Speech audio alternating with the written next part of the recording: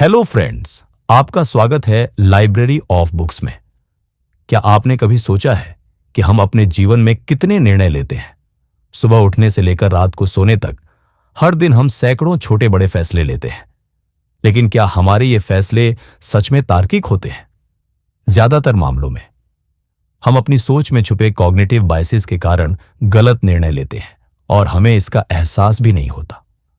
Rolf दुबेली की किताब the art of thinking clearly हमें यह समझने में मदद करती है कि हम सोचने में कहां कहां गलतियां करते हैं और कैसे हम इन्हें सुधार सकते हैं। इस किताब में 99 अलग अलग कॉग्निटिव बायसेस और सोचने की गलतियों के बारे में बताया गया है, जो हमें क्लियर थिंकिंग और बेहतर डिसीजन मेकिंग से दूर रखते हैं। ये बायसेस हमें भ्रमित कर सकते हैं, गलत फहमियों में डाल सकते हैं और हमारी जिंदगी में अनावश्यक जटिलताएं ला सकते हैं। लेकिन अगर हम इन्हें पहचानने और इनसे बचने की कला सीख लें, तो हम अपने व्यक्तिगत और व्यावसायिक जीवन में अधिक स्मार्ट और प्रभावी फैसले ले सकते हैं। हम अक्सर अपनी सोच में लॉजिकल एरर्स कर बैठते हैं, जैसे कि किसी एक सफल इंसान को देखकर मान लेना कि वही तरीका हमें भी सफलता दिलाएगा, सफलता का बायस, या फिर भीड़ के साथ चलने को ही सही मान लेना, सोशल प्रूफ। ये छोटी छोटी सोचने की गलतियां हमारे जीवन के महत्वपूर्ण फैसलों पर असर डालती है और हमें हमारी असली क्षमताओं को समझने से रोकती है।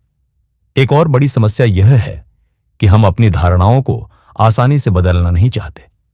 जब कोई तथ्य हमारी मान्यताओं से मेल खाता है, तो हम उसे तुरंत स्वीकार कर लेते हैं, कॉन्फर्मेशन बायस। लेकिन अगर कोई बात हमारे सोचने के तरीके को चुनौती देती है, तो हम उसे नजरअंदाज कर देते हैं। इससे हम अपने पुराने गलत पैटर्न में फंसे रह जाते हैं और जीवन में वास्तविक ग्रोथ नहीं कर पाते। इस किताब का उद्देश्य केवल इन बायसेस को उजागर करना नहीं है, बल्कि यह सिखाना भी है कि हम कैसे सोचने के इन जालों से बच सकते हैं।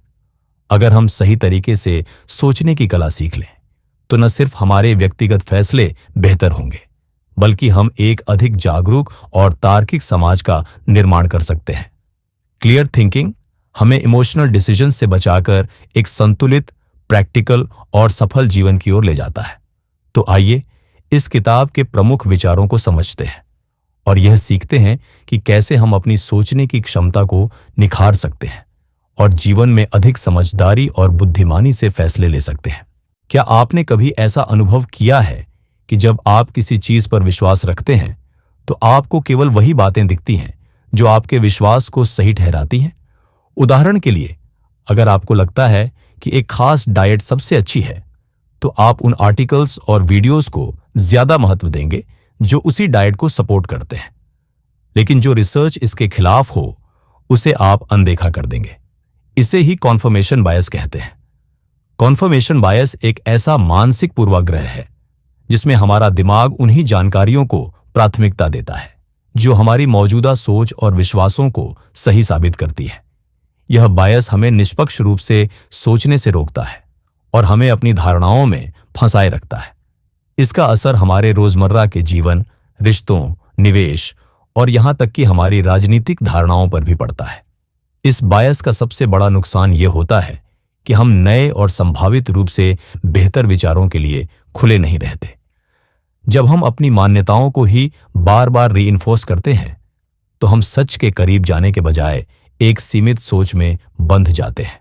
उदाहरण के लिए, अगर कोई व्यक्ति यह मानता है कि सभी अमीर लोग बेईमान होते हैं, तो वह केवल उन्हीं घटनाओं को देखेगा जो इस धारणा को मजबूत करेंगी और उन अमीर लोगों को अनदेखा कर देगा जो ईमानदार हैं। कन्फर्मेशन बायस का असर खासतौर पर निवेश और बिजनेस में देखा जाता है। जब हम किसी स्टॉक में निवेश करते हैं, तो हम उन रिपोर्ट्स को ज्यादा महत्व देते हैं जो हमारे निर्णय का समर्थन करती हैं और उन नकारात्मक रिपोर्ट्स को नजरअंदाज कर देते हैं जो हमें नुकसान से बचा सकती थी। यही कारण है कि कई बार लोग फाइनेंशियल लॉसेस झेलते हैं, क्योंकि वे अपने फैसलों की समीक्षा करने से बचते हैं। इससे बचने का सबसे अच्छा तरीका है कि हम अपनी सोच को खुला रखें और अपने विचारों को चुनौती दें। अगर आप किसी चीज पर विश्वास रखते हैं, तो जानबूझकर उसके विरोध में तर्क ढूंढें। इससे आपको एक संतुलित दृष्टिकोण मिलेगा और आप अधिक तार्किक निर्णय ले पाएंगे। साथ ही अलग अलग स्रोतों से जानकारी लेना और विभिन्न दृष्टिकोणों को समझने की कोशिश करना भी इस पूर्वाग्रह से बचने में मदद करता है। अंत में याद रखें कि सच की तलाश करने का पहला कदम यह स्वीकार करना है कि हम सबकी सोच में बायसेस होते हैं। जब तक हम अपने विचारों को परखने और उन्हें चुनौती देने की आदत नहीं डालते, तब तक हम कॉन्फर्मेशन बायस के जाल में फंसे रहेंगे। अगर हम ओपन माइंडेड और क्रिटिकल थिंकर बनना चाहते हैं, तो हमें अपने विचारों पर सवाल उठाने की आदत डालनी होगी। क्या आपने कभी गौर किया है कि हम हमेशा सफल लोगों की कहानियां ही सुनते हैं, जैसे कि कोई स्टार्टअप जिसने लाखों करोड़ों कमा लिए, कोई एथलीट जिसने इतिहास रच दिया, या कोई इन्वेस्टर जिसने सही समय पर सही डिसीजन लेकर करोड़ों बना लिए।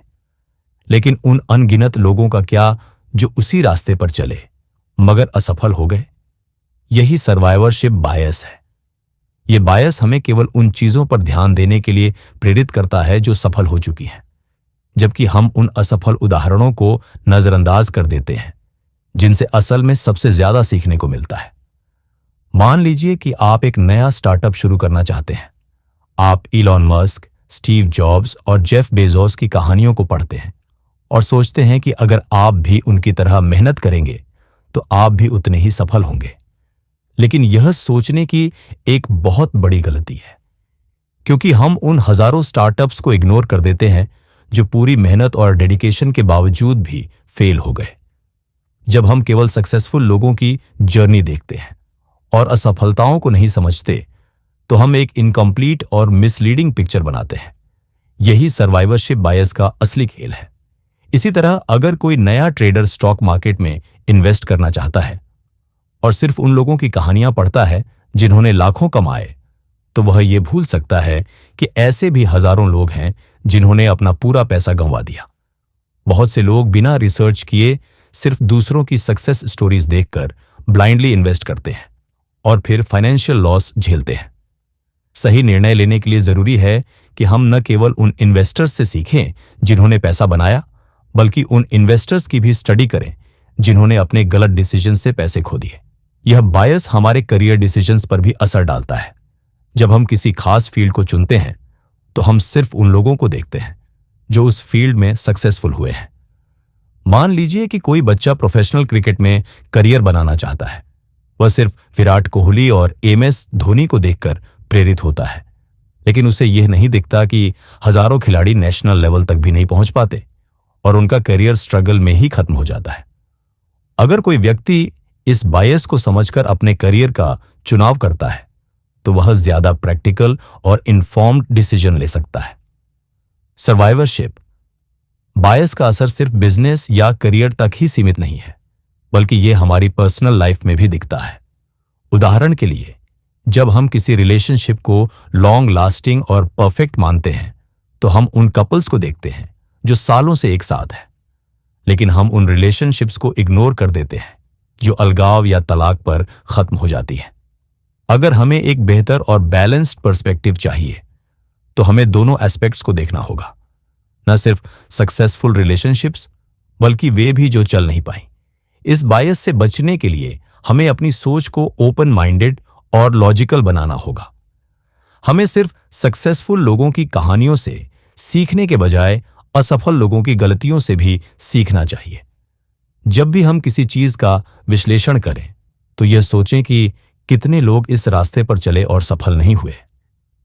सिर्फ उन्हीं चीजों को एनालाइज करना जो सक्सेस तक पहुंच चुकी हैं, हमें एक लिमिटेड और गलत पर्सपेक्टिव देता है। अगर हम असफलताओं से भी सीखने की आदत डालें, तो हम बेहतर डिसीजंस ले सकते हैं और अपनी लाइफ को ज्यादा बैलेंस्ड बना सकते हैं। क्या आपने कभी ऐसा महसूस किया है कि किसी चीज में बहुत समय, पैसा या मेहनत लगाने के बाद उसे छोड़ना मुश्किल हो जाता है, भले ही वह अब आपके लिए फायदेमंद न हो? इसे ही संक कॉस्ट फॉल्सी कहा जाता है। यह एक मनोवैज्ञानिक फंसाना है जिसमें हम अपने पिछले निवेश को देखते हुए गलत निर्णय लेते हैं, बजाय इसके कि हम वर्तमान और भविष्य की संभावनाओं पर ध्यान दें। हम यह सोचकर किसी बुरी स्थिति में फंसे रहते हैं कि अगर इतना कुछ लगा दिया है तो इसे छोड़ कैसे दें। उदाहरण के लिए, मान लीजिए कि आपने एक महंगा मूवी टिकट खरीदा, लेकिन फिल्म शुरू होते ही आपको पता चलता है कि यह बेहद बोरिंग और टाइम वेस्टिंग है। अब लॉजिकली आपको वहां से उठकर जाना चाहिए और अपना समय किसी बेहतर चीज में लगाना चाहिए। लेकिन ज्यादातर लोग ऐसा नहीं करते। वे सोचते हैं, मैंने पैसे दिए हैं, अब तो पूरी मूवी देखनी ही पड़ेगी। यह संकट कॉस्ट फॉल्सी का एक क्लासिक उदाहरण है, जहां हम अपना निर्णय पूर्व निवेश के आधार पर लेते हैं, न कि उसकी वर्तमान मूल्य पर। यह विचार हमारी पर्सनल और प्रोफेशनल लाइफ में भी देखने को मिलता है। मान लीजिए कि कोई व्यक्ति कई सालों से एक टॉक्सिक रिलेशनशिप में है। उसे पता है कि यह रिलेशनशिप उसे हैप्पीनेस नहीं दे रहा, फिर भी वह उसे छोड़ नहीं पाता। क्यों? क्योंकि वह यह सोचता है कि मैंने इसमें इतने साल इन्वेस्ट कर दिए हैं, अब इसे छोड़ना सही नहीं होगा। जबकि सच तो यह है कि जितना जल्दी वह इस अनहेल्थी रिलेशनशिप से बाहर निकलेगा, उतना ही ज्यादा वह अपनी मेंटल पीस और हैप्पीनेस को बचा पाएगा। बिजनेस और करियर डिसीजंस में भी संक कॉस्ट फॉलिसी हमें बुरे चॉइसेस में फंसाए रखती है। कई बार लोग ऐसे बिजनेसेस या जॉब्स में स्टक हो जाते हैं जो उन्हें ग्रोथ नहीं देते, लेकिन वे सिर्फ इस वजह से वहां टिके रहते हैं क्योंकि उन्होंने उसमें बहुत टाइम और एनर्जी लगा दी है। उदाहरण के लिए, कोई व्यक्ति 5 साल से एक फेलिंग बिजनेस चला रहा है, लेकिन उसे बंद नहीं करता क्योंकि उसने उसमें बहुत सारा पैसा और मेहनत लगा दी है। लॉजिकल अप्रोच ये कहती है कि अगर कोई चीज लगातार नुकसान पहुंचा रही है तो उसे छोड़कर नई अपॉर्चुनिटीज पर फोकस करना चाहिए। मगर संक कॉस्ट फॉलिसी की वजह से लोग ऐसा नहीं कर पाते। स्टॉक मार्केट में भी यह फैलेसी लोगों को भारी नुकसान करा सकती है। मान लीजिए कि किसी इन्वेस्टर ने किसी स्टॉक में बहुत सारा पैसा लगाया, लेकिन वह लगातार गिर रहा है। अब एक स्मार्ट इन्वेस्टर उस स्टॉक को बेचकर अपनी लॉस मिनिमाइजेशन स्ट्रेटेजी अपनाएगा, लेकिन एक इमोशनल इन्वेस्टर यह सोचता रहेगा कि मैंने इसमें इतना इन्वेस्ट किया है, इसे बेचूंगा नहीं, शायद आगे जाकर प्राइस बढ़ जाए। और इसी सोच के चलते वह और भी बड़ा नुकसान कर बैठता है। इस फैलेसी से बचने का सबसे अच्छा तरीका है कि हम डिसीजंस को भावनाओं से अलग करके लॉजिकल और रैशनल तरीके से लें। जब भी किसी चीज को छोड़ने का सवाल आए तो खुद से पूछें, अगर मैंने इसमें कोई इन्वेस्टमेंट नहीं किया होता तो क्या मैं अभी भी इसे जारी रखना चाहता? अगर जवाब नहीं है तो इसका मतलब है कि आप सिर्फ पास्ट इन्वेस्टमेंट की वजह से उसमें फंसे हुए तर्क हैं। बेस्ट स्ट्रेटेजी यही है कि हम अपने संक कॉस्ट्स को भूलकर सिर्फ फ्यूचर बेनिफिट्स और अपॉर्चुनिटीज पर फोकस करें, ताकि हम बेहतर और स्मार्ट डिसीजंस ले सकें। क्या आपने कभी सोचा है कि हम हाल ही में घटी घटनाओं को ज्यादा महत्व क्यों देते हैं और पुरानी घटनाओं को भूल जाते हैं?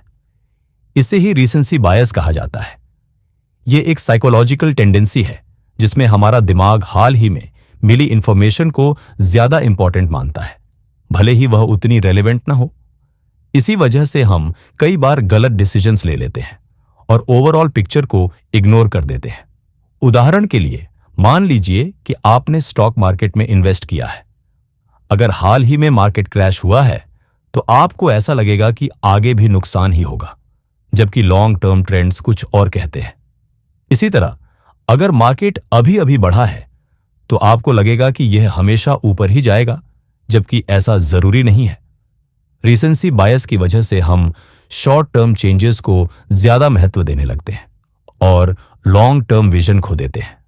हमारी पर्सनल लाइफ में भी यह बायस हमें प्रभावित करता है। मान लीजिए कि आपने किसी दोस्त से कई सालों तक अच्छा व्यवहार किया, लेकिन हाल ही में उसकी किसी बात से आप नाराज हो गए। अब आपका दिमाग सिर्फ उसकी हाल की गलती पर फोकस करेगा और उसकी पुरानी अच्छाइयों को भूल जाएगा।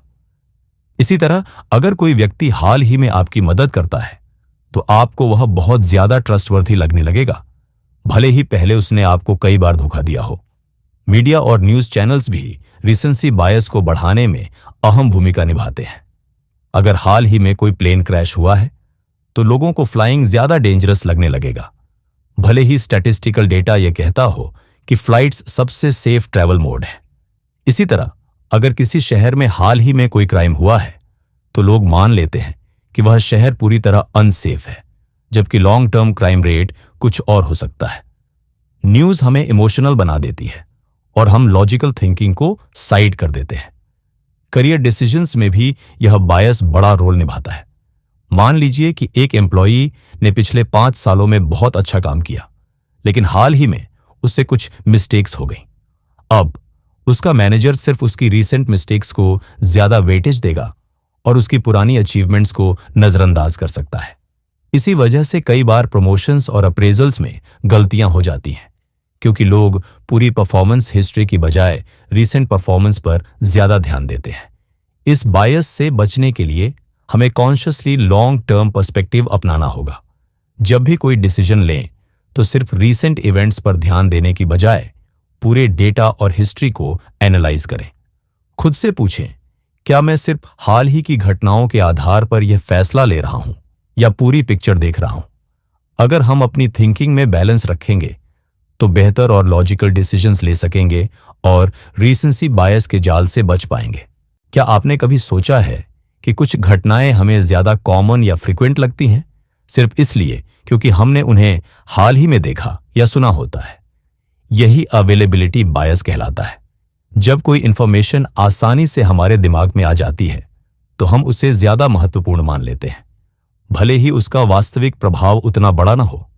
उदाहरण के लिए, अगर न्यूज में प्लेन क्रैश की खबर बार बार दिखाई जाए तो लोगों को लगेगा कि एयर ट्रैवल बहुत अनसेफ है, जबकि स्टैटिस्टिकली देखा जाए तो यह सबसे सुरक्षित ट्रैवल मोड है। यह बायस डिसीजन मेकिंग को प्रभावित कर सकता है। मान लीजिए कि कोई व्यक्ति इन्वेस्टमेंट के बारे में सोच रहा है और उसने हाल ही में सुना कि किसी ने स्टॉक मार्केट में बहुत बड़ा प्रॉफिट कमाया।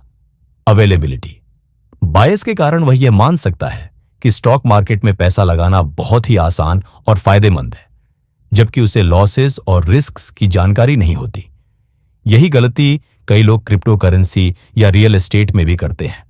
वे केवल उन मामलों पर ध्यान देते हैं जहां लोगों ने पैसा कमाया और बाकी एस्पेक्ट्स को नजरअंदाज कर देते हैं। डेली लाइफ में भी यह पूर्वाग्रह देखने को मिलता है। अगर किसी दोस्त ने बताया कि उसने कोई नया डाइट प्लान अपनाया और वेट लॉस कर लिया, तो हो सकता है कि आपको भी वही तरीका सबसे इफेक्टिव लगे। भले ही साइंटिफिकली देखा जाए तो वह मेथड हर किसी के लिए काम न करे। इसी तरह अगर कोई डॉक्टर किसी खास बीमारी के कुछ रीसेंट केसेस देखता है तो हो सकता है कि वह उसी डायग्नोसिस की ओर ज्यादा झुके, बजाय इसके कि वह हर पॉसिबिलिटी को ऑब्जेक्टिवली एनालाइज करे। सोशल मीडिया और न्यूज इस बायस को और बढ़ा देते हैं। सेंसेशनल हेडलाइंस और वायरल वीडियोस हमें यह सोचने पर मजबूर कर देते हैं कि कोई पर्टिकुलर घटना बहुत ही कॉमन है, जबकि वास्तव में ऐसा नहीं होता। उदाहरण के लिए, अगर न्यूज में बार बार किसी खास क्राइम की रिपोर्ट आ रही हो तो लोगों को लगेगा कि क्राइम रेट बहुत बढ़ गया है, जबकि एक्चुअल डेटा कुछ और कह सकता है। इसी तरह अगर सोशल मीडिया पर किसी सेलिब्रिटी के फिटनेस ट्रांसफॉर्मेशन के बारे में बार बार पोस्ट दिखें तो हमें लगेगा कि यह बहुत आसान है, जबकि इसमें सालों की मेहनत लगी होती है। पर्सनल रिलेशनशिप्स में भी यह मानसिक प्रवृत्ति प्रभाव डाल सकती है। मान लीजिए कि किसी व्यक्ति को उसके कुछ पास्ट रिलेशनशिप्स में ट्रस्ट इश्यूज का सामना करना पड़ा है। अवेलेबिलिटी बायस के कारण वह मान सकता है कि हर नया रिश्ता भी ट्रस्ट के मामले में प्रॉब्लम देगा, जबकि वास्तव में हर इंसान अलग होता है। इसी तरह अगर कोई बार बार फेलियर फेस करता है तो उसे लग सकता है कि वह कभी सक्सेस हासिल नहीं कर पाएगा, क्योंकि उसके दिमाग में फेलियर्स की मेमोरीज ज्यादा एक्टिव है।